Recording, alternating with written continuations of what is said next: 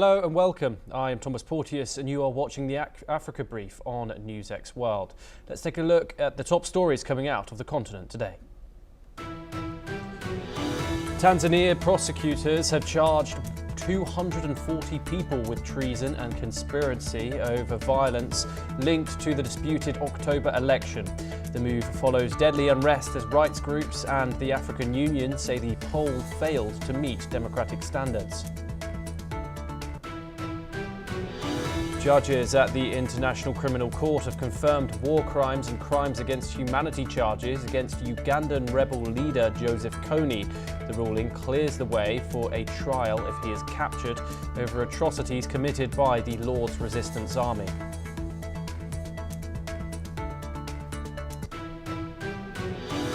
Ukraine says more than 1,400 African nationals have joined Russian forces, many lured by false job offers. Kiev warns African governments as reports emerge of recruits being sent on deadly meat assaults with little chance of survival. Jailed Tunisian opposition leader Rached Ghannouchi has launched a hunger strike to protest what he calls unjust imprisonment. Lawyers say the 84-year-old joins other detained politicians as critics accuse President Said of authoritarian rule. Nigeria's new army chief, YD Shabu, has promised stronger operations against northern insurgents, saying failure is not an option. The move follows President Trump's threat to use US military force if attacks on Christians in Nigeria continue. President Donald Trump says no US officials will attend the G20 summit in South Africa, citing human rights abuses. Pretoria calls the move regrettable and rejects Trump's claims of racial persecution against white Afrikaners. France has urged its nationals in Mali to leave immediately as Islamist insurgents continue a full blockade, paralysing the country. The Foreign Ministry warned of worsening security as major firms halt operations and supplies run dry in Bamako. Former British soldier Robert Purkis has been arrested in Wiltshire over the 2012 murder charges of Agnes Marangiku in Kenya. The 38-year-old denies the charges and will contest extradition when he returns to court in November.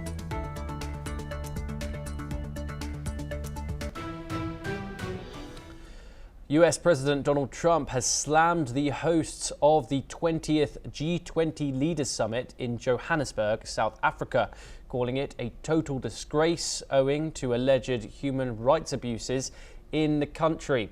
President Donald Trump said no US officials would attend the G20 summit in South Africa, reviving debunked claims of white Afrikaners being systemically killed and slaughtered in the country. Trump had announced in September that Vice President J.D. Vance would travel to the meeting later this month instead of him, but now said that US representatives would skip it entirely. He added that he looked forward to hosting the 2026 G20 summit in the United States, which the billionaire US president will controversially hold at his own golf resort in Miami, Florida.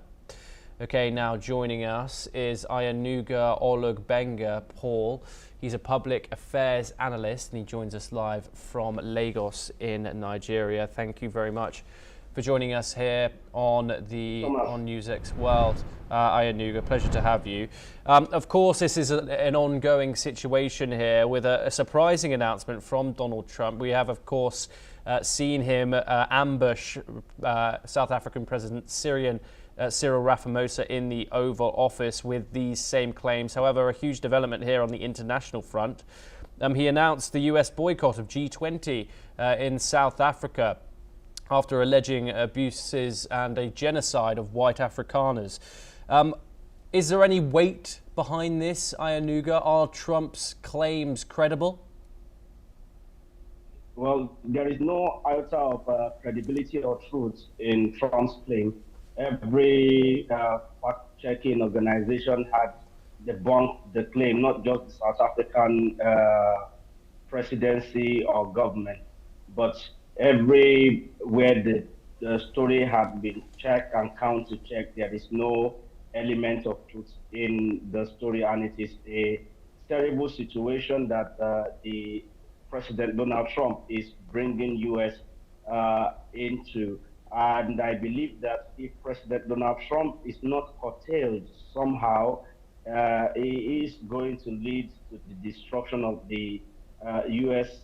empire and might in the world because many of his utterances and behavior had shown to us that maybe he is an erratic fellow and I want to believe that a lot of people in the U.S. government itself, amongst the rank and file, either Democrats or Republicans, don't agree with him, even though some of them may not publicly voice opposition to him. But I believe that a lot of them do not agree with his stance on this one.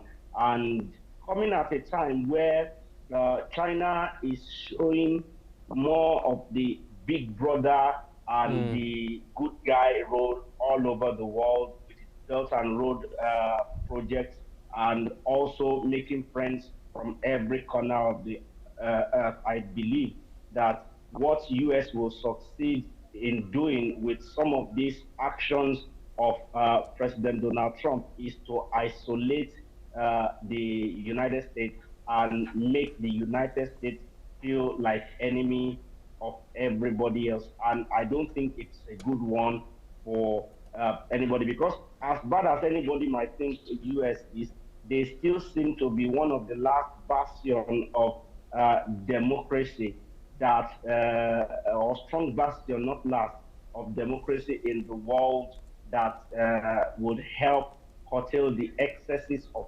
others. But President Donald Trump's actions in recent times is putting that in disrepute with his utter wanton and unchecked provocations. So for me, I just believe that if the African continent can unite, let it be a tit for tat. Yes. You don't. The next G20 meeting is going to be in the US, and he wants to host it in his resort.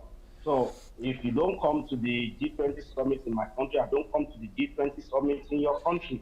There is Yes. nothing more than that. And if African nations can form a solidarity and say, you can't keep accusing our brother and of I, things that did not happen Ayanuga. because it actually happened. Yes, I'm with you. So, of course, South Africa and Nigeria, these are two nations, of course, you're joining us from Nigeria now, that have faced serious criticism from Donald Trump when it comes to if they're alleged or not, when it comes to the treatment of certain citizens. Of course, Nigeria has been slammed by the Trump administration for not protecting Christians in the country. Here, of course, we've seen Donald Trump take serious action, but of course he has also threatened military force in Nigeria as well. What kind of diplomatic message is this sent? Does Donald Trump's words, actions send to Africa and, of course, the broader global south? Well, it's a message of non-credibility and trust him at your own peril because it's showing that I'm a bully. I can make up any story to attack anyone that I want to, and don't come to me unprepared because, like you have said earlier on, he ambushed President Cyril Ramaphosa when he visited the White House earlier in the year. So he can ambush anybody. He will tell you, come, let's talk about this, and then you get there, he's talking about something else entirely that was not on the agenda. And it is a very terrible message that says, go to China, make friends with Russia, because US cannot be trusted at the moment. Yes, do stay with us, Ayanuga, as we have some further updates coming out of the African continent next. The United Nations Human Rights Chief Volker Turk has warned that traumatized civilians remain trapped in the Sudanese city of El Fasher in Darfur, with their exit being prevented. In a recent video message, he also highlighted continued atrocities going on in the city, including summary executions, sexual assault and ethnically motivated violence, with mentions of disturbing developments in the nearby Kordofan region. Let's listen in to Volker Turk. Now, traumatized civilians are still trapped inside the Sudanese city of El Fasher in Darfur, and they are being prevented from leaving. I fear that the abominable atrocities such as summary executions, rape, and ethnically motivated violence are continuing within the city. And for those who manage to flee, the violence doesn't end, because the exit routes themselves have been the scenes of unimaginable cruelty. At the same time, I issue a stark warning about events unfolding in Kordofan. Since the capture of El Fasher, the civilian casualties, the destruction and mass displacement there have been mounting. There is no sign of de-escalation. Additionally, witnesses who have escaped the city have reported horrific violence during the RSF offensive. According to them, civilians were shot in the streets, while others were targeted by drone strikes. Let's listen in. النساء والأطفال والناس الكبار بالسنانة ده ما عنده سلاح. لكن أكثر ناس ماتوا اللي ما مسلحين دي. أكثر ناس ماتوا الناس غير مسلحين. ليه؟ هم بيجروا محل المضيقات عشان بيطلعوا بخش مع الحماية. بيشوفوا هناك بالدرون ودق فوق الدبابة. لما هم انقشت وقوة مشتركة إنسان جزء منها، وهو مشترك القوات الشعب المسلح جزء منها في القيادة، باقي إلا مقاومة شعبية. المقاومة الشعبية ده زول اللي عنده كلاش وناس المقاومة الشعبية البسيطين كانوا مساندين معهم. ديل الماتوا أكتر. أبرياء كان في البيوت، مواطنين كان في البيوت، وفي ناس ما مستطيع طلعوا جيروا برضه قتلهم في البيوت، وقتلها في شارع مناطق وسيارات والذخيرة كثيرة برضه. درب بس ورجلهم تيت درب درب درب درب. الآلة ماتت بقول له تمه تمه تمه قد ما ماتت تمه. أولاد الشتت وولاد تيجي فاتوا ويتقتلهم زيادة بالآلاف. Ayanuga joins us once again to discuss this. Now, as we've heard from the Human Rights Chief of the United Nations, stressing that this needs more attention from the international community. The takeover of El Fasher by the RSF has seen reported horrendous human rights violations and atrocities committed by the RSF. Of course, the United Nations has also warned that aid to Darfur is too slow and say hundreds have been killed in Al Fasher. How urgent is this humanitarian situation on the ground, Ayanuga? Well, it is a very dire and urgent situation that needs quick action if we don't want the massacre on the scale of Rwanda 94 to happen in Sudan. And this is the same way UN was calling the world's attention to it, and a lot of the power brokers who could help effect peace, look the other way or were too slow in acting because everybody's looking at what's in it for them. But this is a humanitarian crisis that should show our humanity first before the desire for profit or what's in it for us. And my heart bleeds every time I read or watch the situation in Sudan, in Congo, and several of the hotspots on the African continent where people of the same country rise up against each other in wanton killing and destruction of every fabric of humanity, because the bigger danger is not just the immediate killing now, but the structural destruction of a whole set of culture and way of life by this ethnically motivated killing that is going on in that country. And I hope that the African Union will not just be a paper tiger and will find a way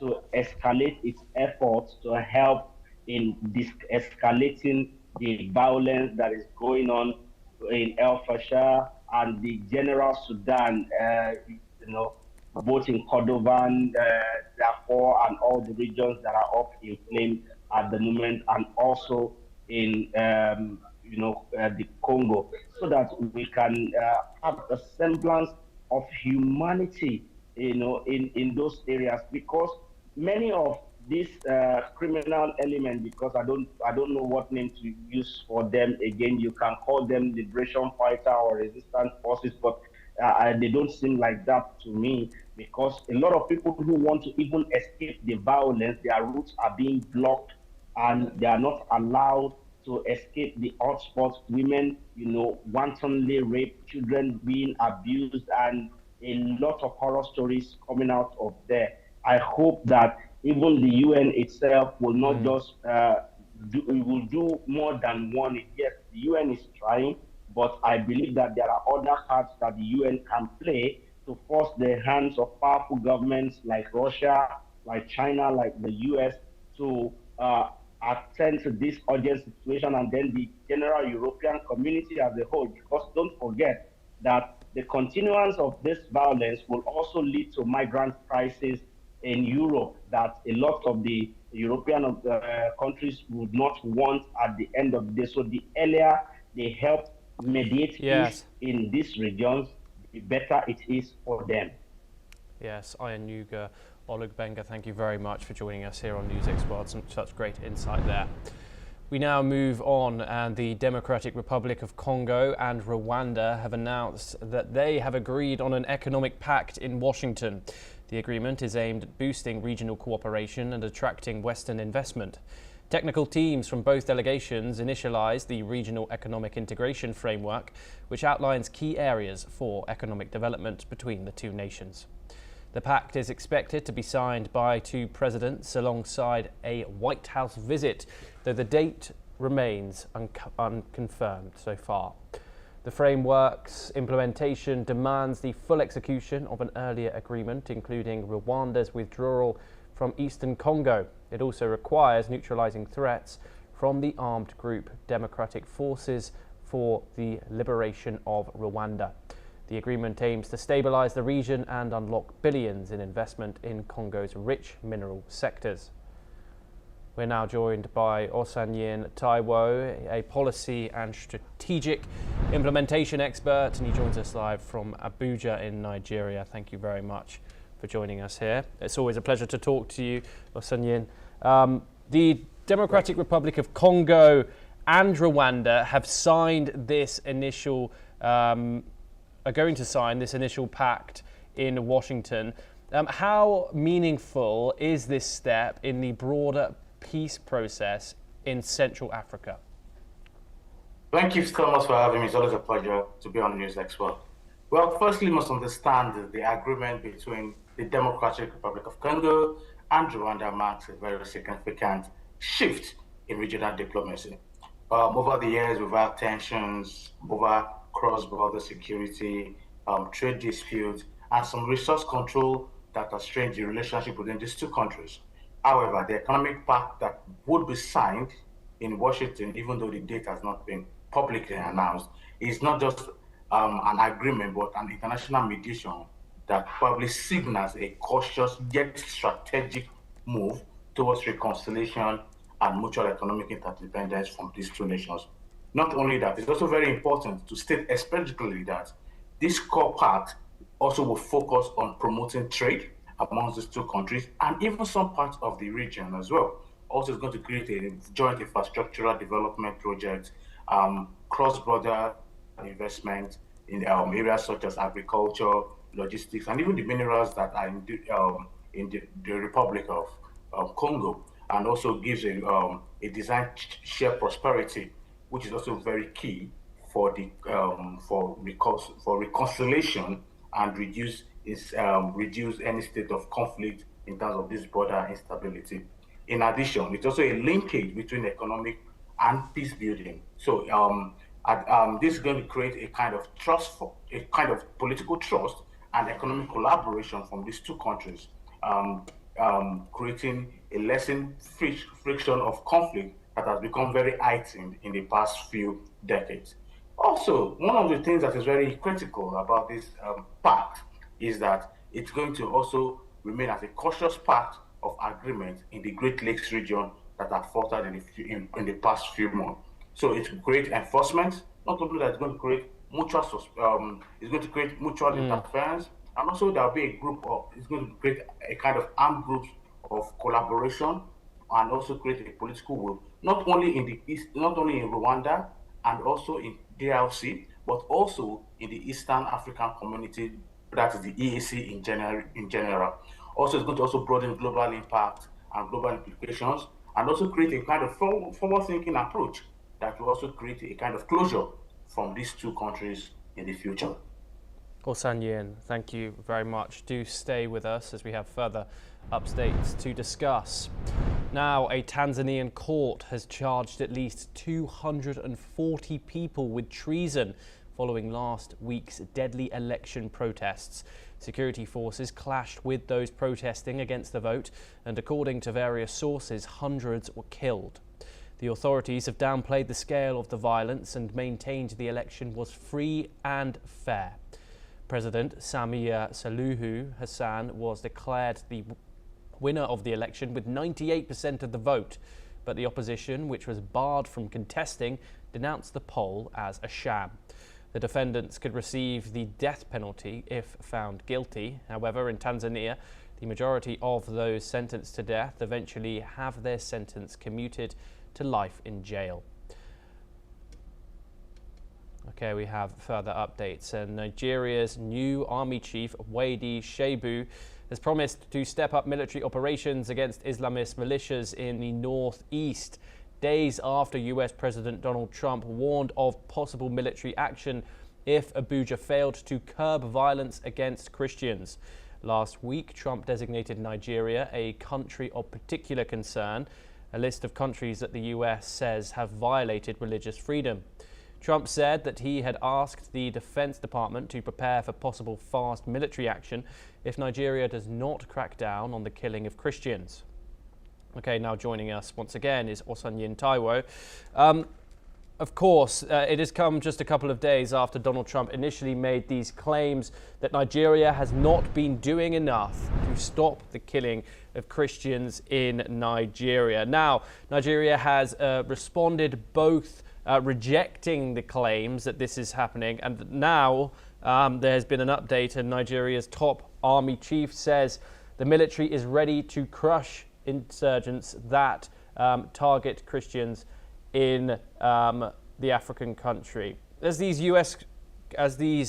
US raises concerns over these religious freedom violations, how is Nigeria balancing internal security operations with this international human rights scrutiny?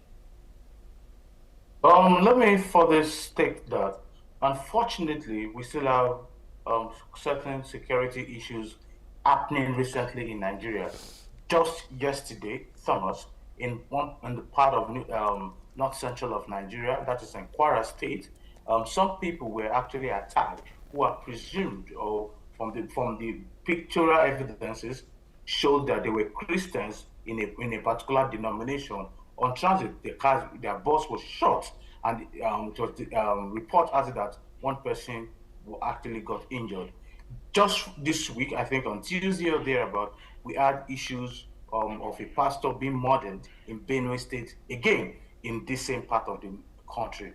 Having said that, is the Nigerian military making effort? Certainly yes. Do we have collaboration? Certainly yes. But one thing is very critical is that when the military are actually trying to solve this situation, and they are very wicked, that's the word, wicked officers in their team, putting out relative information to terrorists and terrorist groups. And we also have in pictorial evidences just some days ago where a particular local government chairman was having negotiation with this bandit and this terrorist. It only gives a signal that something is happening wrongly.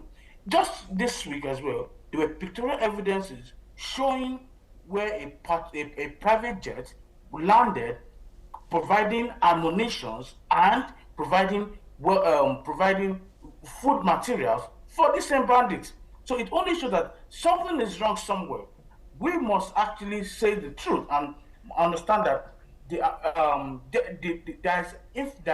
are killings happening in the country, not disputing the fact that we may be Christians or Muslims, but one thing is certain: there are some sponsors of these terrorists and these terror attacks in Nigeria, which are not just mere men, but people that hold very relative power in the country. On the part of the military chief, it's very important because it just got into the position a few weeks ago, I think 2 weeks ago. It's very important that the Nigerian military, in collaboration with the citizens, must find a way to cope this current insecurity crisis in this country, because it is becoming enormous and it's becoming like a normal song that people hear every time when the security chiefs comes to actually tell the citizens that they are coping violence and what have you. This must stop, and this is no longer rhetoric, because it has become an international affair in the global space. Also, we must understand that this is not only the work of the military; the citizens as well must collaborate, because we heard that these terrorists even live, eat, and even walk around amongst the citizens in different parts of the country. This also must be an important role of citizens to ensure that information are correctly given out to the necessary authorities. Finally, the Nigerian police must be at the frontier of protection of every Nigerian citizen, not putting the burden on the military. Yes. The military core responsibility is for sovereignty protection, and the major arm of government that is supposed to be in control of this conversation today is the Nigerian police. The police must be put on their toes as well to ensure proper protection of Nigerian citizens. Yes, Osanyin Taiwo, thank you very much for giving us that information. Pleasure to have you on the programme. We now move on and over to Ethiopia, where the Tigray People's Liberation Front has accused the government of launching drone strikes in northern Tigray. The strikes have reportedly caused casualties among local residents and TPLF forces. Stressing further, the TPLF has described the incident as a blatant breach of the 2022 peace agreement, which ended 2 years of fighting between the TPLF and the Ethiopian Federal Army, after leaving approximately 600,000 people dead. Moreover, the TPLF forces have warned that the alleged government strikes could jeopardize the fragile peace, accusing Prime Minister Abiy Ahmed of military provocation and obstruction. They have also urged international pressure to resume peaceful dialogue. The Ethiopian government, however, has not responded on the incident yet.